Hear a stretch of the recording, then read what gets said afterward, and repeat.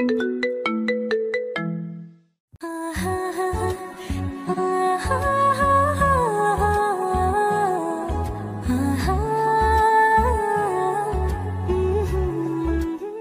Related মানে আমার যাদের সাথে পরিচয় আর আমি যাদের সাথে চলাফেরা করি তাদের সবাইকে ইনভাইট করব আর সবাই চলে আসবে। আর আমি ধুমধাম করে তোমাদের গ্রাম্য পরিবেশে বিয়ে অনুষ্ঠানটা করব। আপনাকে কি বলে যে ধন্যবাদ দিব, আমার উপকারটুকু যে আপনি এত সহজেই মেনে নেবেন আমি কখনোই কল্পনা করতে পারিনি। আমি ভেবেছিলাম যে আপনি না তো কি বলেন আমাদের উপর রাগ করেন কিনা, আর আপনি যে এত সহজে মেনে নেবেন সত্যি আমি বিশ্বাস করতে পারতেছি না এখনো। আরে পাগলি মেয়ে, কি যে বলো না, তোমাদের মতো ছেলে মেয়ে আমার বাড়িতে এসেছে আর আমি একটা আবদার করেছো সেটা আমি মেনে নেব না? তোমরা তো আমার ছেলে মেয়ের মতো, তাই না? আর এই কথাটা যদি আমার মেয়ে বা আমার ছেলে আমাকে বলতো তাহলে তো আমি একই রকম করতাম, তাই না? তোমরা এসেছো, আমার সাথে সময় কাটাচ্ছ, আমার সময় দিচ্ছ, আমার যে কত ভালো লাগতেছে সেটা আমি তোমাকে বলে বোঝাতে পারবো না। তুমি একটা আবদার করেছো, আমি সেটা রাখবো না, এটা কি করে হয় বলো?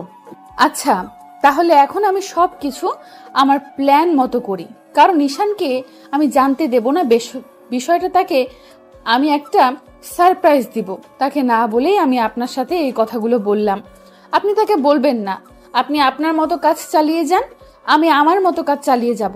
তাহলে কালকে থেকে আমরা আমাদের কাজ শুরু করব। আচ্ছা, তাহলে এখন আমি যাচ্ছি, আর এখন হাতে অনেক কাজ, আমাকে কাজগুলো করতে হবে। তুমি তোমার মতো তোমার কাজগুলো শেষ করো, আমি আমার মতো আমার কাজগুলো শেষ করি। এখন তাহলে আমি গেলাম, আর আমাকে নিয়ে কোনো টেনশন করিও না তোমরা। কথাটা বলে মুরব্বি চাচা রুম থেকে বেরিয়ে চলে গেলেন, আর আমি এদিকে খুশিতে নাচা শুরু করলাম। মুরব্বি চাচা এত সহজে আমাদের সবকিছু মেনে নিল আমি কখনো কল্পনাও করতে পারিনি। ওনার অনেক বয়স হয়ে গেছে তো, তাই এতটুকুতেই অনেক খুশি হয়ে যায়। আর আমাদের হয়তো এই কথা শুনে ওনার মন আনন্দে ভরে গিয়েছে। তিনি একাকিত্ব কত দিন কাটিয়েছে, হয়তো আমরা এসে একাকিত্বটা দূর হয়ে গিয়েছে। আর এখন দেখলেই বোঝা যায় যে তিনি কতটা খুশি হয়ে থাকেন সব সময় বাসার ভেতরে। আর এত দিন হয়তো তিনি সব সময় মনমরা হয়ে থাকতেন, কেউ ওনার সাথে গল্প করার জন্য হয়তো আসতো না, কারণ আজকে আসার 2-3 দিন হয়ে গেল, কিন্তু একটা মানুষও মুরব্বি চাচাকে দেখার জন্য আসলো না। লক্ষ্য করে দেখলাম যে ঈশান বাহিরে বসে আছে, ফোনে কারোর সাথে কথা বলতেছে।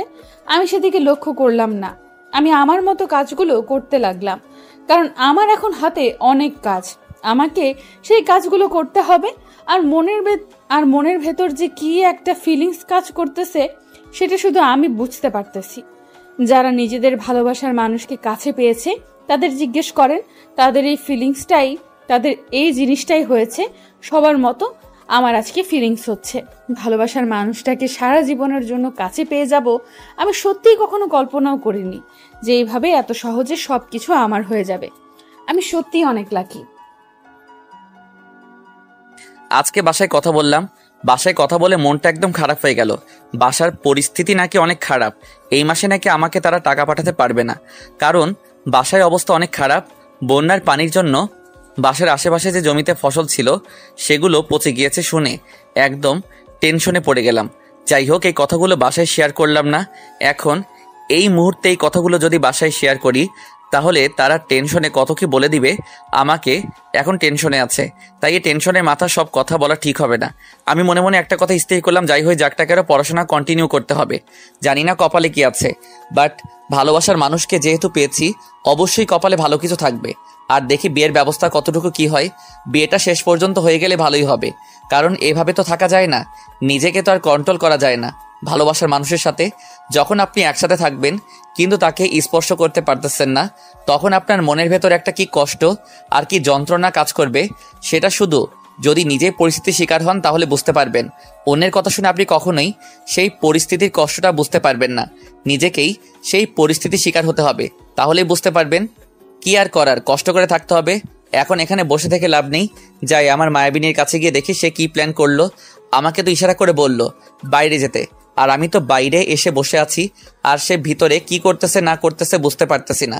যাই গিয়ে দেখি আগে তার কি অবস্থা, আর সে কতটুকু কি করতে পারলো আমাদের বিয়ে নিয়ে। এখন শুনি গিয়ে। আমি অনেক এক্সাইটেড, ভালোবাসার মানুষকে পেয়ে গেলাম সারা জীবনের জন্য, আর শেষ পর্যন্ত সারা জীবনের জন্য আমার সাথেই থাকবে। তার সাথে সুখ দুঃখ হাসি কান্না সবকিছু ভাগ করে থাকতে পারবো। আমার জন্য এর থেকে সুখের বিষয় আর কি হতে পারে? যাকে ভালোবেসেছি তাকে পেয়ে গেলাম। জানি না শেষ পর্যন্ত কি আছে আমার কপালে, কিন্তু আশা করি ভালোই কিছু হবে আমার কপালে। তারপর সেখান থেকে উঠে রুমের ভেতরে চলে আসলাম, আর এসে দেখিয়েছে ঈশিতা শাড়ি পরে বসে আছে বিছানার উপর। আমি তাকে শাড়ি পরা অবস্থায় দেখে একদম হতভম্ব হয়ে গেলাম। এত সুন্দর লাগতেছে, এত মায়াবী লাগতেছে, কি বলবো, নিজের কণ্ঠই হারিয়ে ফেলেছি। কি করা উচিত, কি করা উচিত? এখন আমি ভাবছিলাম বাইরে যাব নাকি তাকে জড়িয়ে ধরবো, বুঝতেছি না। আমার পাগলিটাকে এত সুন্দর লাগতেছে যেটা বলে ভাষায় প্রকাশ করতে পারবো না। তার রূপ দ্বিগুণ বেড়ে গিয়েছে শাড়ি পরার জন্য, যেটা দেখে আমার চোখ একদম মুগ্ধ হয়ে গেছে। তার এই রূপ দেখে কি বলবো না বলবো ভেবে পাচ্ছি না। সেখানে শুয়ে আছে বিছানার উপর। আমি আর ধীরে ধীরে তার কাছে চলে আসলাম। ঈশিতার কাছে এসে দেখি ঈশিতার চোখ বন্ধ করে শুয়ে আছে, হয়তো ক্লান্ত। তাকে দেখে বোঝা যাচ্ছে তার মুখের এখনো ক্লান্তির ছাপ লেগেছে স্পষ্টভাবে। এখনো হয়তো ফ্রেশ হয়নি, অনেক কাজ করেছে আজকে। আমি কিছু না বলে চুপচাপ দু চোখ ভরে আমার পাগলিটাকে আমি দেখতে লাগলাম। তাকে কোনো প্রকার ডিস্টার্ব করলাম না, আমি চাই না কোনো ডিস্টার্ব করতে। আমি চুপচাপ তার মাথার কাছে বসে পড়লাম আর এক দৃষ্টিতে তার দিকে তাকিয়ে রইলাম। এত সুন্দর লাগতেছে তাকে। আজকে চোখে হালকা করে কাজল দিয়েছে, ঠোঁটে লিপস্টিক, আর একটু চুলগুলো সুন্দর করে এক সাইড দিয়ে ছেড়ে দিয়ে ঘুমিয়ে আছে।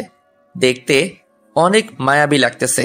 যে কেউ এরকম একটা মায়াবী মেয়ে দেখলে তাকে দেখে সারা রাত সারাদিন পার করে দিতে পারবে। প্রতিটা ভালোবাসার মানুষের কাছে অনেক সুন্দর হয়। পৃথিবীর শ্রেষ্ঠতম সুন্দর তার ভালোবাসার মানুষটাই হয়, আর অন্য কেউ হয় না। তার চোখে আমিও তার ব্যতিক্রম না। আমার ভালোবাসার মানুষটাই আমার কাছে সর্বশ্রেষ্ঠ।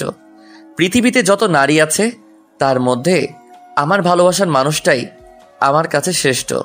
আমি আমার মায়াবতীকে যত দেখতেছি ততই তার প্রেমে পড়ে যাচ্ছি দিন দিন। আমার প্রাণটা যেন উতলে পড়ে যাচ্ছে, কিন্তু আফসোস তাকে কাছে টেনে নিয়ে আদর করে দিতে পারি না। অবৈধ সম্পর্ক হওয়ার কারণে আমি বলতেছি এটা অবৈধ, কিন্তু যতটা সম্ভব সেটাকে পবিত্র রাখার চেষ্টা করতেছি। একজন আরেকজনের থেকে দূরে থাকার চেষ্টা করতেছি। জানি না কতক্ষণ আর এইভাবে আমি নিজেকে কন্ট্রোল করতে পারবো, কিন্তু যা করতে হবে তাড়াতাড়ি। কিন্তু পাগলিটা মুরব্বি চাচার সাথে কি কথা বলল, আর এখন এভাবে ঘুমিয়ে আছে কিসের জন্য? তার কি বেশি ক্লান্ত লাগতেছে? আর সন্ধ্যার সময় তো হয়ে গেল, এখন তো তাকে এভাবে ঘুমিয়ে থাকতে দেওয়া যাবে না, তাহলে তার শরীরে ক্লান্ত লাগবে, রাতে তার ঘুম হবে না ঠিক মতো। কি হলো, তুমি এভাবে এই অবেলায় শুয়ে আছো কেন? তোমার কি ক্লান্ত লাগতেছে নাকি একটু আদর করে দেব তোমাকে? আমি ঘুমিয়ে যাইনি, আমি তো চোখ বন্ধ করে আছি। ভালো লাগতেছে না তার জন্য। তোমার উল্টাপাল্টা মতলব মাথা থেকে ছেড়ে ফেলে দাও। সবসময় উল্টাপাল্টা মতলব সারাদিন মাথায় ঘুরঘুর করে কিসের জন্য শুনি? কই আমি কি করলাম? আমি তো একটু তোমাকে দেখেছিলাম, তার থেকে তো কিছু করিনি। তোমাকে তো স্পর্শ পর্যন্ত আমি করিনি, তাহলে তুমি এটা কিভাবে বলতে পারো সব সময় আমার মাথায় উল্টাপাল্টা মতলব ঘুরঘুর করে? অনেক হয়েছে ঝগড়া করা, আর আমি ঝগড়া করতে চাই না তোমার সাথে কোনো প্রকার। এখন তুমি চুপচাপ পাশে শুয়ে থাকো, না হলে আমাকে এখন ডিস্টার্ব করবে না। আমার একটু ক্লান্ত লাগতেছে, এখন আমি শুয়ে থাকতে চাই। তুমি যদি এখন শুয়ে থাকো রাত্রে ঘুমাতে পারবে না, অনেক খারাপ লাগবে, আর মাইন্ড অনেক চাপে থাকবে। তাই বলতেছি এখন শুয়ে না থেকে এখন উঠে চলো, একটু বাইরে হাঁটাহাঁটি করো, দেখবে যে তোমার মন মানসিকতা একদম ঠিক হয়ে যাবে। আর মুরব্বি চাচার সাথে কি কথা বললে সেটা তো এখনো আমাকে বললে না। মুরব্বী চাচার সাথে আমার কোনো কথা হয়নি, কারণ ওনার কাজ আছে নাকি, তাই বললো পরে আমার কাছ থেকে শুনে নেবে। আর তুমি এখন যদি বাইরে যেতে চাও, একটু বাইরে হাঁটাহাঁটি করে আসো, আমি শুয়ে থাকি। তোমার মাথা ঠিক আছে? তুমি না গেলে আমি একা বাহিরে গিয়ে কি করব? আর তুমি এরকম করতেছো কেন আমার সাথে, বুঝতেছি না। তোমার মাথায় কখন কি আসে আমি সত্যি বুঝতে পারি না। তুমি প্লিজ এখন এরকম ঢং না করে এখন আমার সাথে চলো। তুমি আমাকে কি বোঝাতে চাচ্ছ? আমি ঢং করি? আমি ন্যাকামি করি? আমি তোমাকে সবসময় বিরক্ত করি, তাই না? এটাই বোঝাতে চাচ্ছ এখন আমাকে? আমি এখন বিরক্তির কারণ হয়ে গেছি তোমার কাছে, তাই না? তুমি সবসময় একটু বেশি করে বুঝে নাও, এজন্য এত সমস্যা হয় আমাদের মাঝে। আমি তোমার সাথে ঝগড়া করতে চাই না। তুমি তো জানো আমি একটা সিম্পল ছেলে, আর আমি কখনো ঝগড়া করতে পারি না। আর তোমার সাথে একটু কথা বলার জন্য একটু কথা বলার বাহানা খুঁজি, আর তুমি সেই বাহানাটাকে বিরক্ত মনে করো, তাই না? আচ্ছা, হয়েছে, এখন আর আমাকে রাগ দেখাতে হবে না। এই দেখো আমি উঠে পড়েছি, আর চলো এখন বাইরে গিয়ে একটু হাঁটাহাঁটি করি, আমারও ভালো লাগবে। অনেকক্ষণ থেকে কাজ করলাম তো, তার জন্য মাথাটা ব্যথা করতেছিল, তাই শুয়ে পড়ছিলাম। আর তুমি কি বলতেছো? তারপর ঈশানকে কোনো কথা বলতে দিলাম না। এখন যদি ঈশানকে কথা বলতে দেই তাহলে সে নানা ধরনের কথা বলবে আর উল্টাপাল্টা কথা বলে যাবে, আর আমি চাই না এখন তার সাথে কোনো তর্ক করতে। আমার মাথা ব্যথা করতেছিল, তাই ঈশানকে না বুঝে উল্টাপাল্টা কথা বলে দিয়েছিলাম। ঈশান আমার উপরে মন খারাপ করবে, আরও যদি কথা বলি বেশি করে তাহলে দেখা যাবে সে আমাদের কথা বলার ধরনটা ঝগড়ায় পরিণত হবে, আর আমি চাই না ঈশানের সাথে ঝগড়া করতে। কালকে আমাদের বিয়ে, তাই আমি এখন ঈশানকে হাসি খুশি রাখতে হবে, সেটা আমার দায়িত্ব। আর কালকে যে আমাদের বিয়ে সেটা ঈশানকে বুঝতে দেওয়া যাবে না, তাহলে সর্বনাশ হয়ে যাবে, আমার প্ল্যান একটাও হবে না। তারপর ঈশানের হাত ধরে দৌড়াতে দৌড়াতে আমি বাইরে চলে আসলাম, আর ঈশান আমার এরকম পাগলামি দেখে আমাকে বলতেছে, একটু দেখে শুনে চলবে, না হলে পড়ে গেলে সমস্যা হয়ে যাবে, কোমরে ব্যথা পাবো, ইত্যাদি ইত্যাদি নানা ধরনের কথা শুনতে শুনতে আমার বোরিং লাগতেছে। তারপর আমরা দুজনে একটা ফাঁকা জায়গায় চলে আসলাম, আর আমি হাত দুটো পাখির ডানার মতো মিলে দিয়ে শূন্যের দিকে উড়ে যেতে চাইলাম, কিন্তু আমি তো মানুষ, আমি তো পাখি না যে চাইলেই উড়ে যেতে পারবো। তারপর নিজেকে আমি কন্ট্রোল করে নিলাম, কারণ পড়ে গেলে সর্বনাশ, কোনো কিছু হয়ে গেলে কালকে আমি দাঁড়াতে পারবো না, তখন কি একটা অবস্থা হয়ে দাঁড়াবে। সবাই বলবে যে বউয়ের পা ভেঙে গিয়েছে বিয়ের আগের দিন। তারপর ঈশানের হাতে হাত রেখে সুন্দর একটা মুহূর্ত উদযাপন করলাম। ঈশান এক টান দিয়ে তার বুকে আমাকে নিয়ে নিল। আমি অনিচ্ছাকৃতভাবে তার কাছ থেকে সরে আসতে চাইলাম না, একটু বাহানা দেখাইলাম তার কাছ থেকে সরে আসার জন্য, কিন্তু আমার মন চাচ্ছে এখন আমি তার সাথে থাকি। তারপর ঈশান আমার মতিগতি বুঝতে পেরে আমাকে বেশিক্ষণ তার বুকে রাখলো না, কারণ আমি তার প্রতি দুর্বল হয়ে যাচ্ছি, আর কখন কি করে বসি নিজেও জানি না। আমার এরকম কেন হচ্ছে? আমি একটু ঈশানের কাছে আসলেই দুর্বল হয়ে যাচ্ছি, এখন বুঝতে পারি না, একটু কাছে আসলেই মনে হয় তাকে একদম কাছে নেই। কিন্তু সবকিছু চাইলেই তো আর করা যায় না, কিছু নিয়ম আছে, সেটা আমাদের পালন করতে হয়। তারপর ঈশানকে সঙ্গে নিয়ে বাসার উদ্দেশ্যে চলে আসলাম। আর বেশিক্ষণ থাকা যাবে না, সন্ধ্যা পার হয়ে গিয়েছে, এখন আর সেখানে থাকা সম্ভব না, কারণ একটা ব্যাপার আছে, সন্ধ্যা পার হয়ে যাচ্ছে আর বাইরে থাকা সম্ভব না। আর শহর হলে তো সন্ধ্যা হলেই বেরিয়ে যেতাম বাসা থেকে, সন্ধ্যার পর বাসায় থাকতাম না, সন্ধ্যার সময় সবার সাথে আড্ডা দিয়ে বের হইতাম। এখানে সবকিছু নিয়ম উল্টা।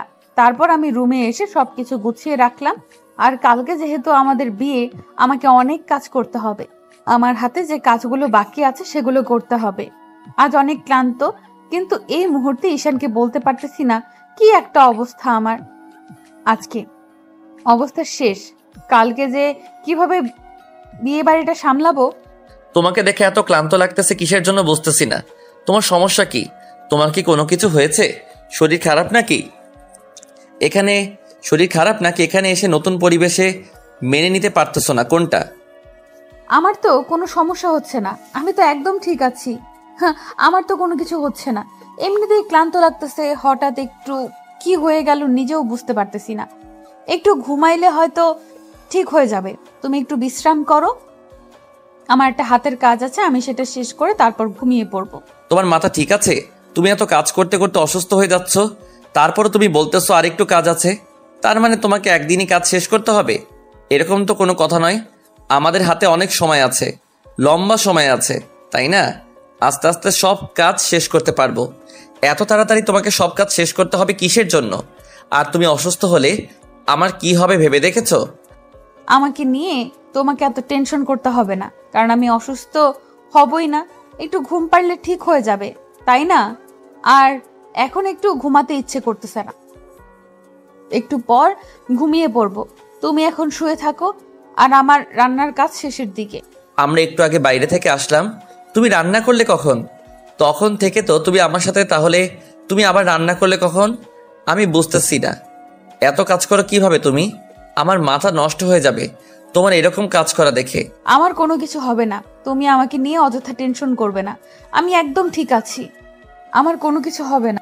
তুমি এখন চুপচাপ শুয়ে থাকো, আমার হাতে একটু কাজ আছে, সেটা শেষ করে রাতের খাবার খেয়ে ঘুমিয়ে পড়বো। তোমাকে আর আমি কোনো কাজ করতে দিচ্ছি না। আমি দরকার হয় বাজার থেকে খাবার নিয়ে আসতেছি, তোমাকে রান্না করতে হবে না। তুমি চুপচাপ শুয়ে থাকো আর ঘুমিয়ে পড়ো। আর তোমার এত ক্লান্ত আমি দেখতে পারতেছি না। তুমি কি মেয়ে? কি একটা অবস্থা তোমার। কেন, আমাকে দেখে কি মেয়ে মনে হয় না? আমাকে দেখে কি উগান্ডা থেকে গন্ডার এসেছি এরকম কোনো কিছু মনে হয়? আমার কোন দিক থেকে দেখলে মনে হয় আমি মেয়ে? একটা কথা বলতে চাই না, তুমি এখন চুপচাপ এখানে শুয়ে থাকবে আর কোনো কথা বলবে না, তাহলে কিন্তু ভালো হবে না বলে দিচ্ছি। ঈশান আমাকে রাগ দেখাচ্ছে, আমি ভালো করে জানি এখন কাজ করতে গেলে সে আমাকে অনেক বকা দিবে। তাই তার কথা রাখার জন্য তার পাশে গিয়ে শুয়ে পড়লাম, তার বুকে মাথা রেখে। আর দেখলাম সে চোখ বন্ধ করে নিয়েছে আর এক হাত দিয়ে আমার মাথায় হাত বুলিয়ে দিচ্ছে। আমিও শুধু একটু সুযোগ খুঁজছিলাম কখন একটু ঈশানের ঘুম ভাব চলে আসে, তখন আমি উঠে গিয়ে আমার হাতের কাজগুলো শেষ করব। সকালে উঠে তাকে সারপ্রাইজ দেব। আজকে না হয় একটু কষ্ট করলাম ভালোবাসার মানুষটাকে খুশি করার জন্য, তাতে আমার কোনো কিছু হবে না। ভালোবাসার মানুষকে খুশি করার জন্য কত কি করে মানুষ, আর আমি সামান্য কাজটুকু করতে পারবো না? এটা কোনো কথা হলো? তারপর আমি আমার মতো আমার কাজগুলো করতে লাগলাম। ঈশান বিছানায় শুয়ে আছে, এ কারণে ঈশানের ঘুম ভাব চলে এসেছে। তাই আমি সেই ফাঁকে বিছানা থেকে উঠে সুন্দরভাবে গুছিয়ে নিলাম, সবকিছু ঠিকঠাক করে রাখলাম, বাহিরে যা যা করা লাগে সব কিছু করলাম। আর একটু পর দেখলাম যে মুরব্বি চাচা বাসায় আসলো। ওনার কাজ শেষ করে, ওনাকে দেখে বোঝা যাচ্ছে আজকে উনি অনেক খুশি। আর উনি আমাকে দেখে আমাকে কাছে ডাকলেন, আর আমি কাছে যেতেই উনি যেটা করলেন আমার সাথে, আমি বিশ্বাস করতে পারতেছি না যে উনি এরকমটা করবে। জানো, আজকে আমি অনেক খুশি হয়েছি। আজকে আমি যখন সবার কাছে গেলাম, সবাই আমাকে পেয়ে অনেক খুশি হয়েছে। আজকে আমি অনেক দিন পর তাদের সাথে দেখা করলাম। কি যে মজা পেয়েছি, যেটা তোমাকে বলে বোঝাতে পারবো না। সব হয়েছে তোমাদের দুজনের জন্য। আজকে যদি তোমরা দুজন আমার বাসায় এভাবে চলে না আসতে, তাহলে হয়তো আজকে আমি এরকম একটা খুশির দিন পেতাম না। আর তোমরা যেটা করেছো আমার জন্য, আমি সারা জীবন ভুলতে পারবো না। হয়তো তোমরা এসেছো বিধায় আজকে আমি এত খুশি হতে পেরেছি। আরে আঙ্কেল, আপনি এসব কি বলতেছেন? আমরা তো এমনিতেই ঘুরতে এসেছি, আর আজকে আমাদের মাথায় একটা বুদ্ধি চলে আসলো যে আমরা তো এখানে ঘুরতে এসেছি, তার মানে আমরা এখানের কালচার অনুযায়ী আমাদের বিয়েটা আবারও করি। আমাদের ইচ্ছা হলো, তাই আপনাকেও একটু আনন্দ দিতে পারবো আমরা এই কয়দিনে। তার জন্যই আমরা এই ব্যবস্থাটা করলাম, তাছাড়া আর কিছু না চাচা। আর আপনি যে আমাদের এইভাবে সাপোর্ট করবেন, আর আপনার মতো ভালো মানুষ হয়তো পৃথিবীতে আর একটাও নেই। আমি যত মানুষ দেখেছি, আপনার মতো মানুষ আমি কখনো এর আগে দেখিনি, যে যিনি যাদেরকে চেনে না তাদের জন্য এত কিছু করতে পারে। সে তো অবশ্যই মহৎ মানুষ। আম্মু, তোমাকে একটা কথা বলি, শোনো। আমি যখন ছোট ছিলাম তখন আমার মনে হতো যে শেষ বয়সে হয়তো আমার নাতি থাকবে, আমার নাতনি থাকবে, তাদের সাথে খেলাধুলা করে পার করে দেবো জীবনটা। কিন্তু আজকে দেখো, আমার কপালে কেউ নেই। আমার সম্পত্তি আছে অনেক, কিন্তু আমার যে ভালোবাসার মানুষ থাকবে, আমার সাথে গল্প করার মানুষ থাকবে, সেই মানুষগুলো আমার কাছে নেই এখন। যে ছিল সে পরপরে পাড়ি জমিয়েছে আমাকে একা করে। জানো কতটা কষ্ট হয় একা থাকা, যেটা তুমি এখন বুঝবে না। যখন তুমি একাকিত্ব ভোগ করবে, তখন তুমি বুঝতে পারবে যে প্রিয় মানুষটাকে ছাড়া থাকা কতটা কষ্টকর। প্রিয় মানুষটাকে হারিয়ে ফেলে যে কি হয় নিজের মাঝে। আজকে নাতি আছে, কিন্তু দেশের বাইরে, আমার সাথে থাকতে পারে না। 3-4 বছর পর একবার আসে, কত কষ্ট হয় আমার মনের ভিতর, কিন্তু আমি কাউকে বলতে পারি না এই কষ্টের কথাগুলো বলতে বলতে উনি এমন ভাবে ভেঙে পড়লেন যে শেষ পর্যন্ত ওনার চোখ দিয়ে পানি গড়িয়ে পড়লো। আর আমি উপলব্ধি করতে পারলাম একটা মানুষ কতটা অসহায় আর কতটা একাকিত্ব বোধ করলে এরকম ভাবে ভেঙে পড়তে পারে, আর এভাবে কান্না করতে পারে, তাও শেষ বয়সে এসে শুধু একটু ভালোবাসার জন্য আর একটু মনের মানুষের সঙ্গ পাওয়ার জন্য। কি একটা আকুলতা সৃষ্টি হয় তার ভেতরে। আমরা যদি এখানে না আসতাম, তাহলে উনি একাকিত্বে ভুগতে ভুগতে হয়তো নিজের জীবনটা একদিন নিজেই দিয়ে দিতেন। কারণ এখন মানুষ একাকিত্ব সহ্য করতে পারে না, তাও আবার এরকম একটা বয়সে মোটেও সম্ভব না একাকিত্ব বসবাস করা। আসলে আমরা এমন একটা বয়সে আছি যে বয়সে আমার কোনো কিছু বুঝি না। আমাদের যখন বয়স হয়ে যাবে আর শেষ বয়সে যখন আমাদের পাশে কাউকে পাবো না, তখন আমাদের যে কিরকম একাকিত্ব লাগবে আর কিরকম একটা খারাপ লাগবে, সেটা কাউকে বলে বোঝানো সম্ভব না, সেটা প্রকাশ করার মতো না। একটা বিষয় আছে, এমন একটা বয়সে কাউকে কোনো কিছু বলা যায় না, নিজের ভেতরে চেপে রাখা যায় না, সহ্য হয় না। আমি এখন মুরব্বী চাচাকে কি বলে সান্ত্বনা দেব ভেবে পাচ্ছি না। আমি কি করব না করব বুঝতে পারছি না। আমার মাথায় কিচ্ছু যাচ্ছে না। আমি পাগল হওয়ার মতো নিস্তব্ধ হয়ে দাঁড়িয়ে রইলাম। আমি শেষ পর্যন্ত কোনো উপায় না পেয়ে চাচাকে জড়িয়ে ধরলাম। নিজেকে আর কন্ট্রোল করতে পারলাম না, কারণ এরকম একটা ইমোশনাল দৃশ্য আমার চোখের সামনে হবে আমি কখনো কল্পনাও করতে পারিনি। আমি লাইফটাকে অন্যভাবে দেখতাম। আমি ভাবতাম যে লাইফে ভালোবাসা পেলেই মনে হয় সব কিছু পাওয়া হয়ে যায়, কিন্তু ভালোবাসা পাওয়ার পর যদি ভালোবাসাটা হারিয়ে যায়, তখন যে কি কষ্ট, কি যন্ত্রণা হয়, সেটা হয়তো আমি এখন উপলব্ধি করতে পারিনি। তাই আমি সব ভালোবাসা পেয়েছি, কারণ আমি সব ভালোবাসা পেয়েছি। বাবা মার ভালোবাসা পেয়েছি এবং যার সাথে সারা জীবন কাটিয়ে দেব তার ভালোবাসা পেয়েছি। কিন্তু এখন আমি উপলব্ধি করতে পারতেছি যে আমার বাবা মা আমাকে কতটা ভালোবাসে, আর শেষ বয়সে তারা চাইবে আমি তাদের কাছে থাকি। কিন্তু আমি মেয়ে মানুষ, আমাকে তো পরের ঘরে থাকতেই হবে, কিন্তু আমার নিজের একটা দায়িত্ববোধ আছে তাদের দেখাশোনা করা। মুরব্বী চাচা আমাকে জড়িয়ে ধরে অনেক কান্না করলেন। আমি মোটেও প্রস্তুত ছিলাম না।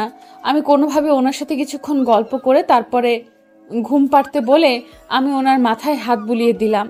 ওনাকে ঘুম পাড়িয়ে দিয়ে আমি আমার রুমে আসলাম। এসে ঈশানের দিকে কিছুক্ষণ তাকিয়ে রইলাম। এই মানুষটা যদি আমাকে ছেড়ে চলে যায়, তাহলে আমি কি করে বাঁচবো? আমি একটু উপলব্ধি করতে পারতেছি আমার মনের ভেতরে কি শুরু হয়ে যাবে। আমি এই পৃথিবীতে বেঁচে থাকতে পারবো না। তাই ভালোবাসা যতদিন বেঁচে আছে তাকে আগলে ধরে রাখতে শিখতে হবে, তার মর্মটা বুঝতে হবে। তাকে আঘাত দিয়ে কথা বলা যাবে না। সে যদিও বলে তাকে বোঝাতে হবে, কিন্তু আমার একটা ভুল, আমরা বয়সে ছোট, আমি যেহেতু তার বয়সে বড়, তার মানে তার থেকে আমার বোঝার ক্ষমতা একটু বেশি আছে। তাহলে আমি তাকে বোঝাতে পারবো সে আমাকে ভয় করে। আর কোনো কথা বললাম না, কারণ কালকে সকালে অনেক তাড়াতাড়ি উঠতে হবে আর সবার সাথে কথা বলতে হবে এবং সুন্দরভাবে বাড়িটা সাজাতে হবে। সকালে উঠে তো আবার ঈশানকে সারপ্রাইজ দিতে হবে। তাই এখন আর বেশি কাহিনী না করে শুয়ে পড়লাম। ঈশানের বুকের উপর ঘুমটা খুব তাড়াতাড়ি চলে আসলো আমার চোখে। গতকাল খুব তাড়াতাড়ি ঘুমিয়ে পড়েছিলাম মাথা ব্যথার জন্য। ফজরের আজান দিতে আজকে কেমন জানি ঘুমটা ভেঙে গেল। আর ঘুম ভেঙে যাওয়াতেই আমি চোখ খুলে তাকিয়ে দেখি পাগলিটা আমার বুকের উপর মাথা দিয়ে নিশ্চিন্তে ঘুমিয়ে আছে। কি নিষ্পাপ দেখাচ্ছে আর কি মায়াবী দেখাচ্ছে তাকে ঘুমন্ত অবস্থায়। তার রূপ যেন আরো দ্বিগুণ হয়ে গিয়েছে। ঘুমন্ত অবস্থায় তাকে এরকম বাচ্চাদের মতো দেখা যায়, সেটা আগে জানতাম না। যদি আজকে তাকে এই ঘুমন্ত অবস্থায় না দেখতাম, আমি নিজেকে সামনে রাখতে পারতেছি না। কেন জানি ইচ্ছে করতেছে তাকে খুব করে আদর করে দিতে, কিন্তু নিজেকে সংযত রাখতে হবে। এইসব কিছু করা যাবে না। যেহেতু কয়েকদিনের ভিতরে আমি বিয়ে করতেছি, তার মানে নিজেকে আর কয়েকটা দিন আমি ঠিকই কন্ট্রোল করতে পারবো। সে এখন ঘুমাচ্ছে, তাকে ডিস্টার্ব করা ঠিক হবে না, কারণ তাকে দেখেই মনে হচ্ছে সে এখন গভীর ঘুমে আছে। কারণ সারাদিন এত কাজ করলে তো একটু ক্লান্ত থাকবে। যেই মেয়ে কখনো কোনো কাজ করেনি, রান্নাঘরে পর্যন্ত যায় না, সেই মেয়ে এখন রান্না করে, খাওয়ায়, সব কিছু দেখাশোনা করে। কতটা দায়িত্বশীল হয়ে গিয়েছে ভাবা যায়। এটা আমার জন্য একটা বড় প্রাপ্তি। তারপর আমি এক দৃষ্টিতে তার দিকে তাকিয়ে রইলাম। তার দিকে তাকিয়ে থাকতে থাকতে কখন যে ভোরের আলোটা উকি দিয়েছে আর সূর্য মামা সুন্দরভাবে উদয় হয়েছে সেটা বুঝতেই পারিনি, কারণ আমি আমার পাগলিকে দেখতে ব্যস্ত ছিলাম। আর হঠাৎ করে দেখলাম যে আমার পাগলিটার মুখের উপর সূর্যের আলো উকি দিয়ে পড়তেছে। আর আমি সূর্যের আলোকে মানা করে দিলাম যে না, তার ঘুমে ডিস্টার্ব করা যাবে না। তাই আমি সূর্যের আলোটাকে একটু আড়াল করে রাখার জন্য আমি পাগলিটাকে আমার বুকে এভাবে আগলে রাখলাম, যাতে করে সূর্যের আলোয় তার ঘুমে ডিস্টার্ব না হয়। হঠাৎ করে লক্ষ্য করলাম যে পাগলিটা তার ছোট্ট ছোট্ট চোখ দুটো খুলে আমার দিকে টিপ টিপ করে তাকাচ্ছে। বুঝলাম না তার কি ঘুম ভেঙে গিয়েছে, নাকি ঘুমের ঘরে এরকম করতেছে, নাকি কি করতেছে বুঝতেছি না। তার ঠোঁটের দিকে তাকিয়ে দেখি সে মুচকি মুচকি হাসি দিচ্ছে আমার দিকে তাকিয়ে। তার মানে তার মনে তার ঘুম ভেঙে গিয়েছে। হয়তো আমি তাকে একটু নড়াচড়া করেছি, তার জন্য তার ঘুমটা ভেঙে গিয়েছে। আর আমি যদি এরকম ফাইজলামি না করতাম তাহলে হয়তো নিশ্চিন্তে ঘুমিয়ে থাকতো পাগলিটা। কি হলো, কখন তোমার ঘুম ভেঙে গিয়েছে? কই, আমাকে তো ডাকলে না তুমি? একা একা চোরের মতো এভাবে আমার দিকে তাকিয়ে আছো কিসের জন্য বুঝতেছি না তো। সমস্যা কি তোমার? আমার আবার কি সমস্যা থাকবে? আর আমার চোখের সামনে যদি এরকম একটা পরী থাকে তাহলে কি আমার চোখে ঘুম থাকে? তোমাকে দেখেই তো আমার মনে শান্তি চলে আসে। ঘুমের প্রয়োজন হয় না পাগলি। আচ্ছা, অনেক হয়েছে চাপাবাজি করা, এখন আমাকে ছাড়ো, উঠতে হবে। আর আমাকে কিছু কাজ করতে হবে। সকালের কাজ কিছু বাকি আছে, তো রাত্রে করতে পারিনি, এখন করতে হবে। আর তুমি শুয়ে থাকো। তোমাকে এত কাজ কে করতে বলে শুনি? তোমাকে আমি কাজ করতে বলেছি, তুমি কিসের জন্য কাজ করবে শুনি? তোমাকে একটা কাজ করতে হবে না। তুমি এখানে শুয়ে আছো, শুয়ে থাকবে। আর আমার বুকে মাথা রেখে শুয়ে থাকো। আমি তোমাকে মন ভরে দেখি, দু চোখ খুলে। অনেক দেখেছো, আর দেখতে হবে না। এখন আমাকে যেতে হবে, আমার কাজ আছে। আর তোমার এত দেখে কাজ নেই। অনেক দেখেছো, আমি লক্ষ্য করেছি। আমার ঘুম অনেক আগেই ভেঙে গিয়েছে। তুমি চোরের মতো লুকিয়ে লুকিয়ে আমাকে দেখেছো, আমি ভালো করে জানি। তখন আমি কিছু বলিনি, কিন্তু আর বিছানায় থাকা যাবে না। তার মানে তুমিও চুরি করে আমাকে দেখেছো, লুকিয়ে লুকিয়ে। আমাকে বুঝতে দাওনি তুমি মোটেও ভালো না, দিন দিন খারাপ হয়ে যাচ্ছ। তখন যদি চোখটা একটু খুলে আমার দিকে তাকিয়ে থাকতে তাহলে কি একটা রোমান্টিক দৃশ্য হয়ে যেত আজকের জীবনে আমার। অনেক রোমান্টিক দৃশ্য উদযাপন করতে পারবো বেঁচে থাকলে তোমার সাথে। আর এখন আমাকে উঠতে হবে, আমার কাজগুলো শেষ করতে হবে। প্লিজ আমাকে বাধা দিও না, আমাকে ছেড়ে দাও। আর কোনো দিন সকালে তোমাকে বলবো না আমাকে ছেড়ে দেওয়ার জন্য। আমি তোমাকে ছেড়ে যেতে পারবো না। তোমার যা করার ইচ্ছা তাই করতে পারো, কিন্তু আমি তোমাকে এখন ছেড়ে দিচ্ছি না। তুমি আমার বুকে শুয়ে আছো, বুকেই থাকবে। কি সুন্দর লাগতেছে। আর আজকে শান্তি মতো নিঃশ্বাস নিতে পারতেছি তোমাকে কাছে পেয়ে।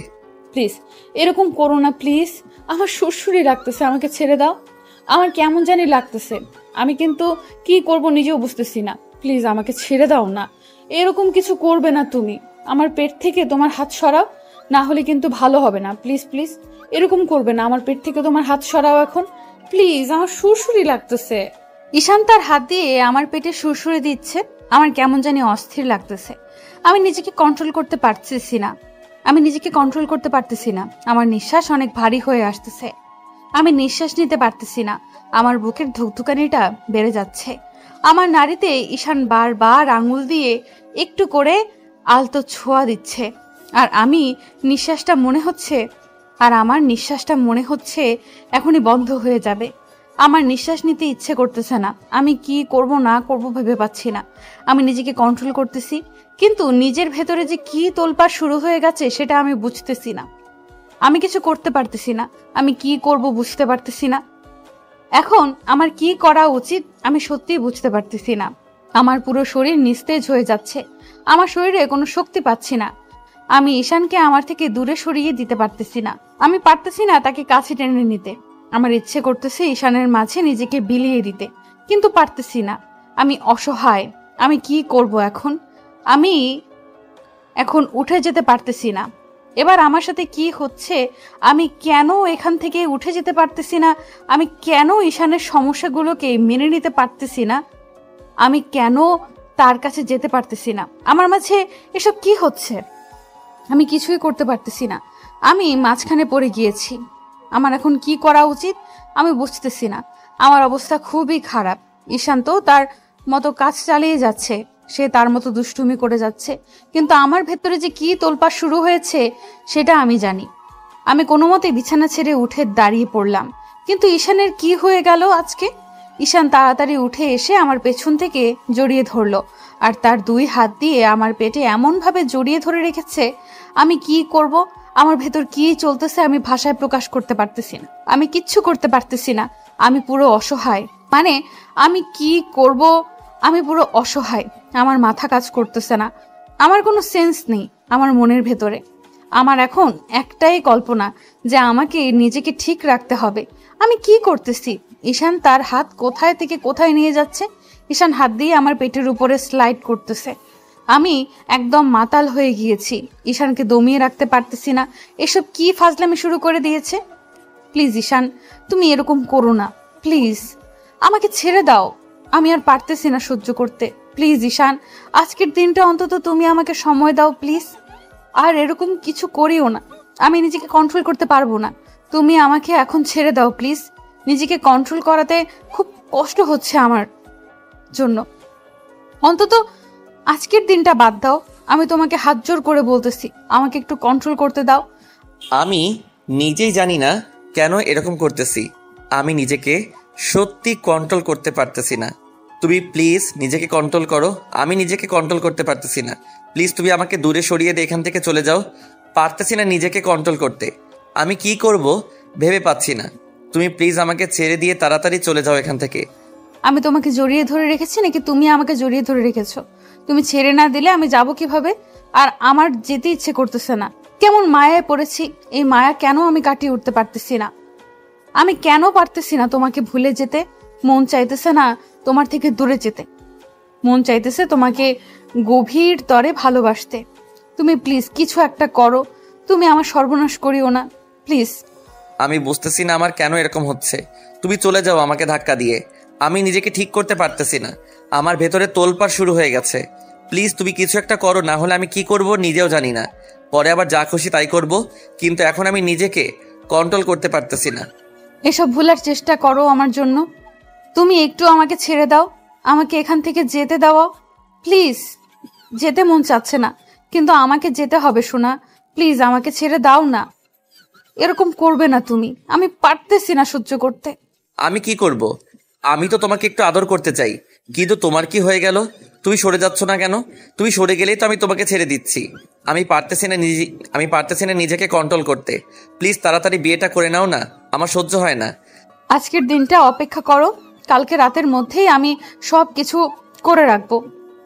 প্লিজ তুমি আমাকে আজকের দিনটা নিজেকে কন্ট্রোলে রাখো, আমাকে কন্ট্রোল করতে সাহায্য করো।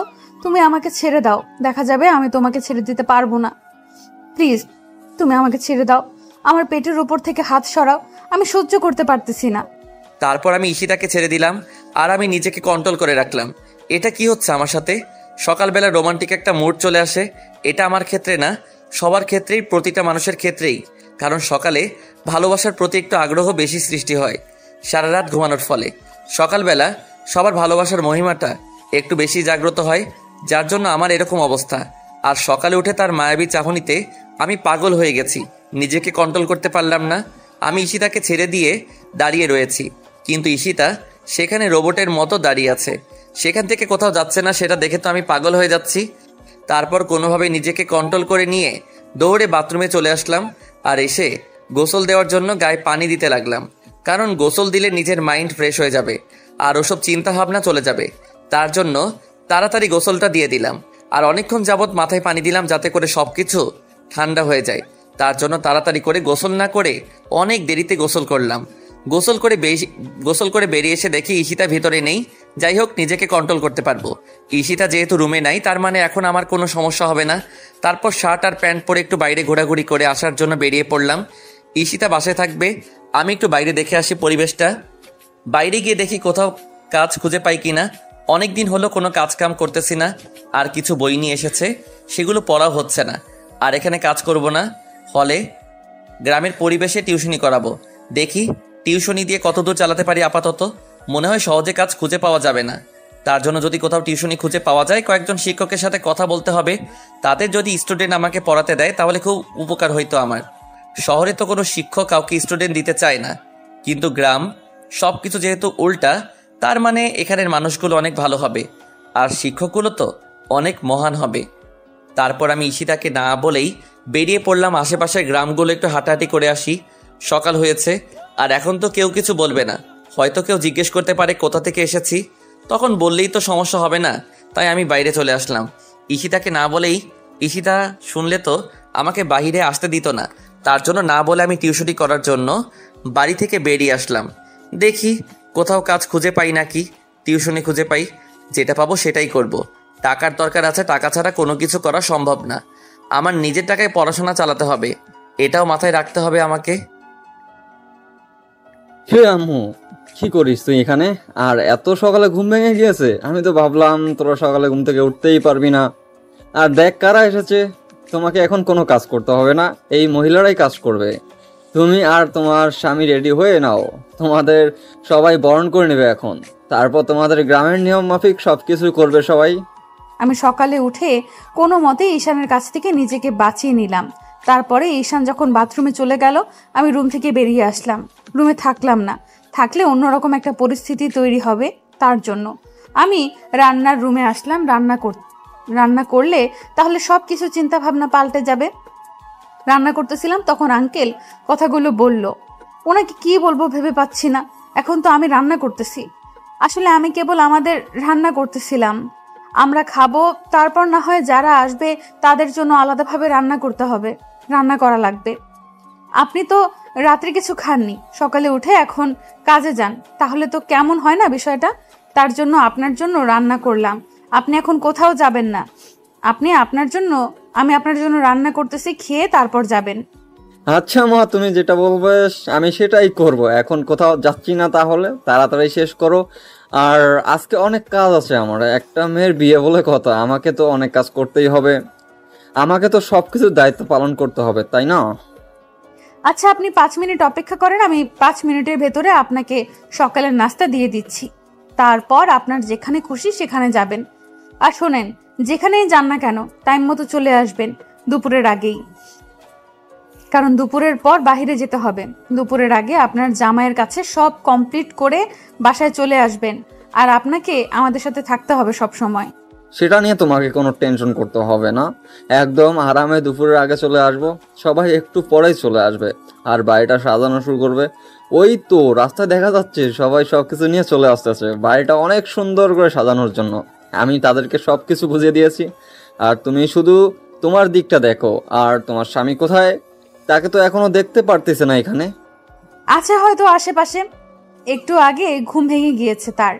সে তো কিছু জানে না, একটু বাইরে গিয়েছে। মনে হয় বাইরে গেলে তো ভালোই হয়েছে। আসলে তাকে ভালো করেই সারপ্রাইজ দেব। আমি সবকিছু রেডি করে রেখেছি, আপনি খুব তাড়াতাড়ি চলে আসবেন, না হলে কিন্তু সমস্যা হবে আপনার জন্য। আর সবকিছু উল্টাপাল্টা হয়ে যায় না যেন, সেদিকে লক্ষ্য রাখবেন। আপনি তো সবকিছু টাইমলি করেন, তারপরেও আমি একটু মনে করিয়ে দিলাম। আচ্ছা মা, একটু সমস্যা হবে না আমাকে নিয়ে তোমাদের। আমি সবকিছু যেহেতু আয়োজন করে ফেলেছি, তার মানে সবকিছু সুন্দরভাবেই সম্পূর্ণ হবে, এই কথাটা অন্তত আমাকে দিতে পারো আমি। আচ্ছা তাহলে এখন আমার নাস্তাটা দাও, আমি বেরিয়ে পড়তেছি, লেট হয়ে যাচ্ছে তো। তারপর চাচা ওনার নাস্তা দিয়ে দিলাম। দেরি হয়ে যাচ্ছে, আজকে তো এমনিতেই সবাই অনেক ব্যস্ত থাকবে, বিয়ে বাড়ি বলে কথা। আর গ্রামের কালচারটা অনেক সুন্দর হবে, মানে অনেক সুন্দর পরিবেশে বিয়েটা হবে। তার জন্য আমি একজনকে আমার ফোনটা দিলাম, যে ফোন সম্পর্কে ভালো জানে। সবাইকে সুন্দরভাবে ভিডিও শুট করে নিতে বললাম। 2-3 জন ছেলে ছোট ছোট, তারা মোবাইল ফোন বিষয়ে ভালো জানে, কারণ এখন আধুনিক যুগের ছেলেরা ফোনের সম্পর্কে ভালোই জানে। তাদেরকে সব কিছু সুন্দরভাবে দেখিয়ে দিলাম, আর সবকিছু ঠিকঠাক মতো তারা শুরু করে দিল। আর এদিকে আমি আমার মতো কাজ করলাম, আর তারা তাদের মতো কাজ শুরু করে দিল। দেখতে দেখতে বাসা ভর্তি মেহমান হয়ে গেল। সবাই আমাকে দেখে আমাকে দোয়া দিলেন আর বললেন যে আমি লক্ষ্মী মেয়ে, ইত্যাদি ইত্যাদি। তারপর সবাই গ্রামের সংস্কৃতি অনুযায়ী তাদের যেটা যেটা করা লাগে, গান বাজনা থেকে শুরু করে প্রত্যেকটা জিনিস, মানে প্রথম থেকে শুরু করে শেষ অবধি যা যা করা লাগে সব কিছু ধীরে ধীরে শুরু করে দিলেন। কিন্তু এদিকে একটা বিষয় লক্ষ্য করলাম, এত মানুষের ভিড়ে কিন্তু ঈশানকে দেখা যাচ্ছে না। ঈশান আমাকে একবার এসে জিজ্ঞেস করতে পারতো যে এত কিছু হচ্ছে, কিন্তু ঈশান মনে হচ্ছে বাসায় নেই। তাহলে ঈশান গেল কোথায়? আর এখন তো প্রায় সকাল 10টা বেজে গিয়েছে। সকাল 6টায় ঘুম ভেঙেছে আর এখন সকাল 10টা বাজে, কিন্তু ঈশান একবারের জন্য আমার কাছে আসলো না। এটা তো মারাত্মক একটা বিষয়। ঈশান গেল কোথায়? তাকে তো পুরো বাড়ি দেখাশোনা করলাম, কোথাও পেলাম না। ঈশান গেল কোথায় তাহলে? আমি পুরো টেনশনে পড়ে গেলাম। সেই 4 ঘন্টা থেকে আমি ঈশানকে দেখতেছি না, কিন্তু এদিকে আমি কাজের ব্যস্ততার জন্য তার এখনো খোঁজ খবর নিতে পারলাম না।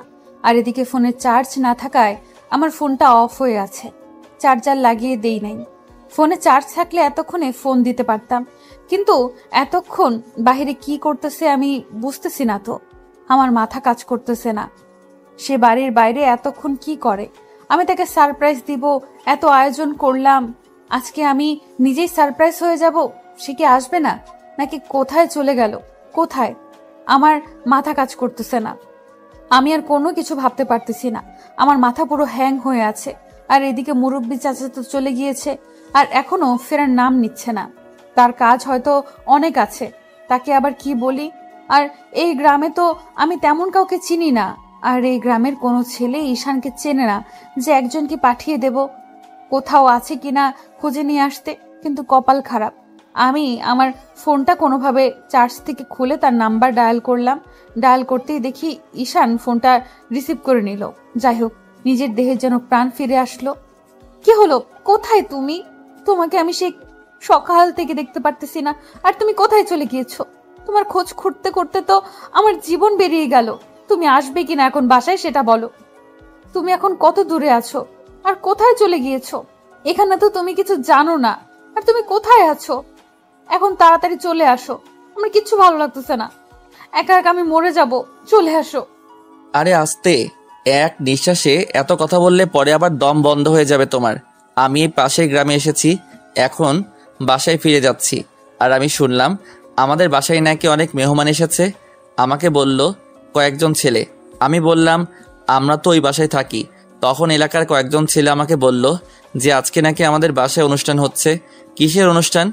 তারা হয়তো আপনাকে ভুল বলেছে। আপনি এখন তাড়াতাড়ি এখানে চলে আসেন, আপনার খুব দরকার। আর আমি আর কোনো কিচ্ছু শুনতে চাই না। আপনাকে অনেকক্ষণ ধরে দেখতেছি না, আমার মাথা কাজ করতেছে না। আমি কি করব না করব বুঝতে পারতেছি না।